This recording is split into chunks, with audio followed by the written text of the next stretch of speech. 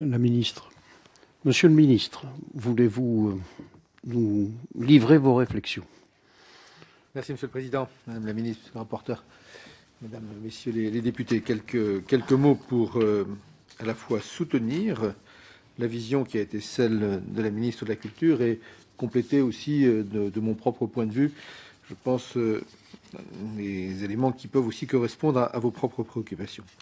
D'abord, redire, après Aurélie Filippetti, combien le secteur de la culture, et en particulier le secteur de la création artistique, est essentiel dans notre modèle social, y compris dans le modèle culturel, et y compris au rayonnement de la France. Donc c'est une spécificité française qu'il convient de conserver. Elle nous est très précieuse à tout point de vue.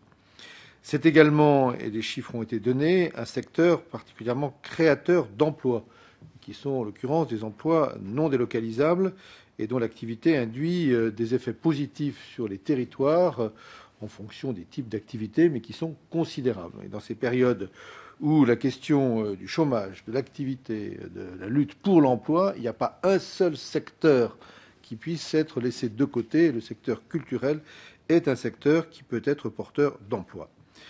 Les enjeux économiques et sociaux du secteur sont forts. Vous avez donné des chiffres, Madame la Ministre, qui montrent combien, y compris en faisant une comparaison entre culture et agriculture, combien le nombre des emplois qui sont en cause est important. Deuxième aspect, la question que nous appelons de manière générale de sécurisation des parcours professionnels. Donner plus de sécurité à quelques salariés ou quelques travailleurs que ce soit, c'est une question qui est très importante pour nous. Elle était au cœur de la grande conférence sociale de juillet dernier. Elle s'est traduite, en tous les cas dans le secteur des salariats, par l'accord du 11 janvier, et elle doit trouver sa mise en œuvre concrète dans tous les secteurs, y compris bien entendu celui de la création artistique. Chaque secteur, à la lumière de ses spécificités, doit chercher, par la voie du dialogue social, puisque c'est la caractéristique de la démarche qui est la nôtre, à améliorer ses pratiques afin d'offrir aux salariés la possibilité de construire des parcours professionnels plus stables et plus sécurisés. C'est d'autant plus vrai s'agissant du secteur culturel. S'agissant du régime d'assurance chômage, quelques réflexions d'ordre général. D'abord, puisque cette question est souvent abordée, la situation financière du régime aujourd'hui. Il n'y a pas lieu de la dramatiser. Je l'ai déjà souvent dit. L'assurance chômage, c'est l'amortisseur social le plus efficace en cas de crise, et en particulier en cas de chômage massif comme aujourd'hui. Il est donc parfaitement logique que le régime de l'assurance chômage soit déficitaire quand le chômage atteint les niveaux que nous connaissons actuellement. Et je pense qu'il serait tout à fait dommageable de chercher à rééquilibrer brutalement les comptes de l'UNEDIC quand aujourd'hui nous comptons plus de 3 millions de demandeurs d'emploi sans activité et même plus de 4 millions, presque 5 millions de personnes qui sont confrontées à des difficultés en termes d'emploi si nous intégrons ceux qui n'exercent qu'une activité réduite. S'agissant toujours du régime d'assurance chômage, vous le savez, c'est une des données à laquelle vous réfléchissez, les partenaires sociaux sont particulièrement responsables. Ils sont aussi particulièrement conscients de la situation économique et sociale qui est la nôtre. L'État a délégué aux partenaires sociaux, c'est un véritable paritarisme, il n'en existe plus beaucoup qui soient à ce point paritaires. On a aussi l'Agir Carco, la retraite complémentaire, quelques autres. Mais là, c'est vraiment un système qui est totalement paritaire.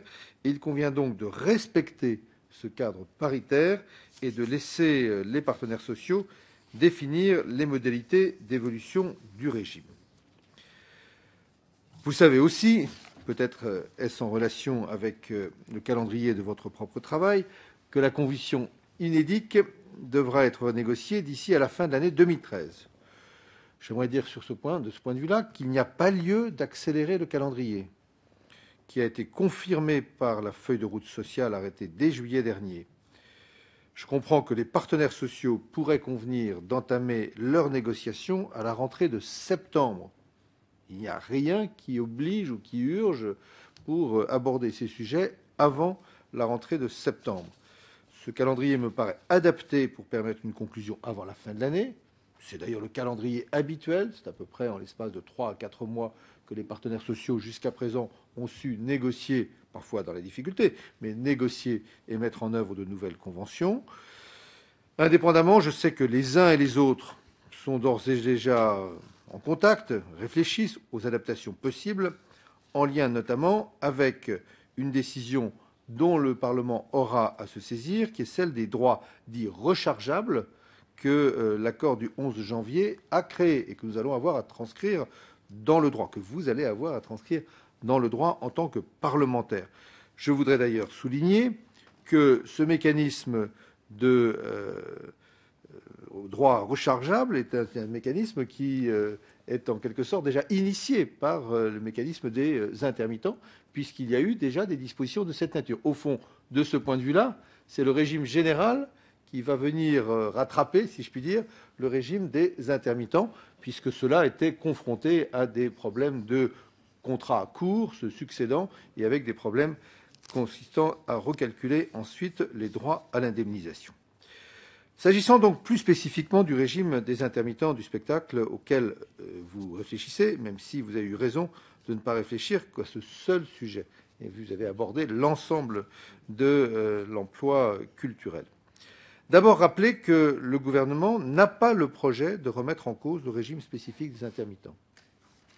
Ce dispositif est pleinement légitime, et ça a été parfaitement bien souligné par Aurélie Filippetti, au regard des particularités de l'activité artistique.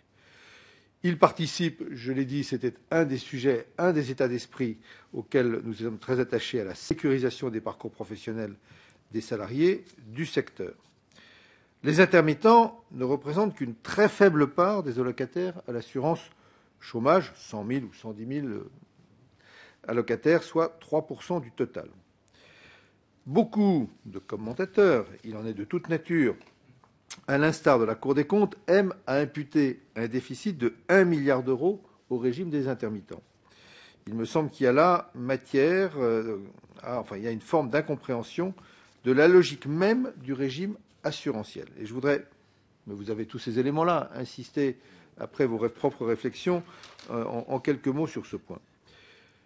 L'assurance chômage est bâtie sur une logique de solidarité interprofessionnelle, propre à la plupart des régimes de sécurité sociale.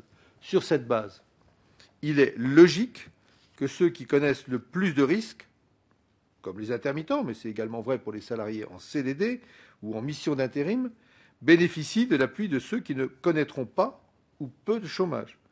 Certains cotiseront à l'UNEDIC toute leur carrière sans jamais avoir à passer par la case chômage, et tant mieux pour eux. Chercher à identifier un déficit qui serait propre à une catégorie d'actifs ne fait pas sens dans ce domaine. Je crois que le directeur général de l'UNEDIC vous l'a d'ailleurs expliqué très précisément. L'écart entre recettes et dépenses s'agissant des CDD représenterait, si on faisait ce calcul-là, un déficit de 5 milliards. Je n'ai vu personne chercher à calculer un déficit de l'assurance maladie qui serait limité aux patients, ou de la branche famille qui serait limité aux seuls ménages avec enfants. Il en va de même s'agissant d'un mécanisme d'assurance chômage. Pour autant, les intermittents bénéficient d'une meilleure prise en charge que le droit commun du régime général de l'assurance chômage, ce qui est compréhensible puisqu'il y a des situations spécifiques, mais on peut aussi considérer comme compréhensible que certains s'interrogent sur sa légitimité. C'était d'ailleurs la mission que s'était fixée la Cour des comptes. Pour ma part, je reste convaincu de la pleine nécessité d'un régime adapté aux spécificités de l'activité des intermittents. Cette meilleure prise en charge est fondamentale pour accompagner ces salariés au parcours parmi les plus précaires qui soient. Il est utile de rappeler également que les contributions sur les contrats intermittents sont bien supérieures au droit commun, 10,8% me semble-t-il, contre 6,4% pour le droit commun. Enfin, le directeur général de l'UNEDIC vous a présenté les conséquences d'un basculement des intermittents vers le régime général. Loin du milliard d'euros souvent cité, une telle réforme ne générerait que 300 millions d'économies. Ce n'est donc pas de nature à expliquer le déficit de l'UNEDIC attendu à près de 5 milliards cette année. Par contre, Un tel scénario reviendrait à réduire d'un quart la prise en charge financière des intermittents par l'UNEDIC et donc à fragiliser leur parcours déjà si souvent précaire. Pour ma part, je laisse le soin, mais nous les y accompagnerons, aux partenaires sociaux de réfléchir aux adaptations éventuelles du régime lors des négociations à venir. Si ceux-ci devaient décider de mesures touchant au régime général, de nature à replacer le régime sur un sentier de retour à l'équilibre, il ne serait alors pas illégitime qu'ils puissent s'interroger sur leur déclinaison aux annexes particulières, dans une logique de parallélisme des efforts. Et je crois que votre mission pourra être extrêmement utile pour contribuer à la réflexion des partenaires sociaux, dès lors que ceux-ci devront par ailleurs prendre eux-mêmes leurs responsabilités d'ici la fin de l'année.